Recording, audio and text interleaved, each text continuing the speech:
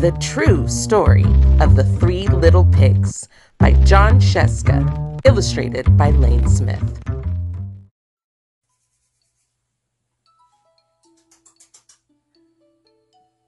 Oh, sorry. I didn't see you there. I was just about to have a little snack. But, while I got you here, I'd like to tell you a story. In fact, I'd like to tell you a true story. The True Story of the Three Little Pigs by John Sheska and me, a wolf. Everybody knows the story of the Three Little Pigs, or at least they think they do, but I'll let you in on a little secret. Nobody knows the real story because nobody has ever heard my side of the story. I'm the wolf, Alexander T. Wolf. You can call me Al. I don't know how this whole big bad wolf thing got started, but it's all wrong. Maybe it's because of our diet. Hey, it's not my fault wolves eat cute little animals like bunnies and sheep and pigs. That's just the way we are. If cheeseburgers were cute, folks would probably think you were big and bad too. But like I was saying, the whole big bad wolf thing is all wrong. The real story is about a sneeze and a cup of sugar. This is the real story. Way back in Once Upon a Time, I was making a birthday cake for my dear old granny. I had a terrible sneezing cold, and I ran out of sugar. So I walked down the street to ask my neighbor for a cup of sugar. Now this neighbor was a pig, and he wasn't too bright either. He had built his whole house out of straw. Can you believe it? I mean, who in his right mind would build a house out of straw? So of course, the minute I knocked on the door, it fell right in. I didn't want to just walk into someone else's house, so I called, "Little pig, little pig, are you in?" No answer. I was just about to go home without a cup of sugar for my dear old granny's birthday cake. And that's when, my nose started to itch. I felt a sneeze coming on.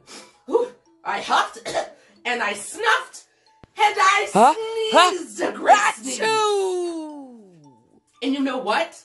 The whole darn straw house fell down. And right in the middle of the pile of straw was the first little pig, dead as a doornail. He had been home the whole time. Well, it seemed like a shame to leave a perfectly good ham dinner lying there in the straw, so I ate it up. Think of it as a cheeseburger, just laying there. I was feeling a little better, but I still didn't have my cup of sugar. So I went to the next neighbor's house. This neighbor was the first little pig's brother. He was a little smarter, but not by much. He had built his house out of sticks. I rang the bell on the stick house. Nobody answered. I called, "Mr. Pig! Hey, Mr. Pig, are you in?" He yelled back, "Go away, wolf, you can't come in. I'm shaving the hairs on my chinny chin chin." I had just grabbed the doorknob when I felt another sneeze coming on. I huffed and I snuffed and I tried to cover my mouth, but I sneezed a great sneeze. And you are not going to believe it, but this guy's house fell down just like his brother's. When the dust cleared, there was the second pig, dead as a doornail, wolf's honor. Now, you know how food will spoil if you leave it out in the open, so I did the only thing there was to do. I had dinner again. Think of it as a second helping. I was getting awfully full, but my cold was feeling a little better, and I didn't have that cup of sugar for my dear old granny's birthday cake, so I went to the next house. This guy was the first and second little pig's brother, and he must have been the brains of the family. He had built his house out of bricks. I knocked on the brick house. No answer. I called, "Mr. Pig? Mr. Pig, are you in?" And do you know what that rude little porker answered? "Get out of here, wolf! Don't bother me again!" Talk about impolite! He probably had a whole sack full of sugar, and he wouldn't even give me one little cup for my dear sweet old granny's birthday cake. What a pig! I was just about to go home and maybe make a nice birthday card instead of a cake when I felt my cold coming on. I huffed and I snuffed and I sneezed again. Shoo! Then the third pig yelled, and your old granny could sit on a pin.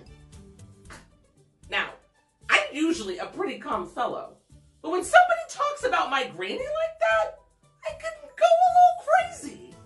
When the cops drove up, of course I was trying to break down the pig's door, and the whole time I was huffing and puffing and sneezing and making a real scene. The rest, as they say, is history.